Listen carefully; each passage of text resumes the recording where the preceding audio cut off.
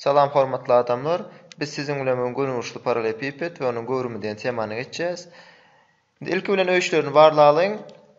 Öňkü öýüşimizde taraplar 10 cm bolan kwadratlyk meýdan tapmaly diýip mysal berilipdi. Onda S teňdir A kvadrat formulasyny peýdalanýar ýa-da S teňdir A köpelen A. Onda 15 köpelen 15'imiz 225 cm kvadrat bolýar.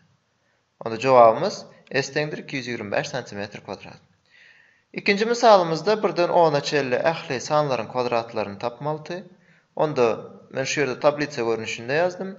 1'in kvadraty 1, 2'nin kvadraty 4, 3'ün kvadraty 9, 4'ünki 16, 5'in kvadraty 25, 6'nın kvadraty 36, 7'nin kvadraty 49, 8'in kvadraty 64, 9'un kvadraty 81, 10'un kvadraty 100'dür. Indi temamyza geçeceğiz. Gönüşli paralelepiped. Gönüşli paralelepipede ilki bilen misal getirelim.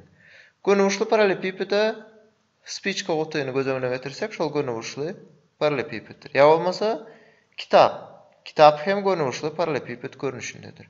Biziň ýaşaýan otogumuz gönüşli paralelepiped görnüşindedir.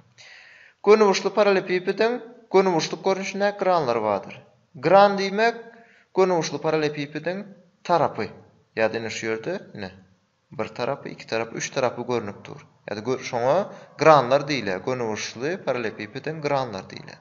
Gönüşli paralelepipedde 6 sany grany bolýar. Karşılykly granlary özara deň bolýar. Şunun aşagynda şu ýerde bir granymız bar, şol ýokarky granymyza deň. Gapdalynda aňarky çep gapdalyndaky bilen deň bolýar we öňünde duran granymız arka tarapynda duran granymyz bilen deň bolýar. Gönüşli paralelepipediň granlarynyň taraplaryna gapyrgalar diýilýär. Onda şu ýerde bizde 12 sany gapyrga bolýar. Sebäbi ýokarda 4, aşagda 4 we gapdalda 4 sany gapyrga. Onda 4 3'üm 12 bolup durýar. Gönüşli paralelepipediň iňi, uzunlygy we beýikligi bar. Iňi diýenimizde aşagda tekizlikde duran ýerini aýdýas. Ine iňi, uzunlygy, uzun bölegi şo tekizlikde duran we beýikligi dikligine geçen gapyrgasyny aýdylýar. Gönüşli paralelepipediň göwrümi. Gönüşli paralelepipediň göwrümi diýsek, onda onuň iňini, uzunlygyny we beýikligini köpeltsek, gönüşli paralelepipediň göwrümini alýar. Ähli tarapy hem 1 metr bolan gönüşliň göwrümi 1 metr kub diýilýär. Onda meselem otogumuz 3 metr, 4 metr, beýikligim 3 metr bolsa, onda men 3 köpelen 3 köpelen 4 diýip hasaplaýan. Olam 36 metr kub bolýar. Deň figuralaryň göwrümleri hem deňdir.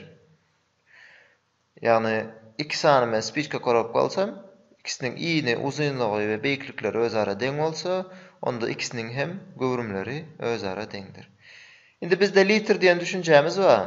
Litr diýen düşünjämiz 1 desimetr kubdur.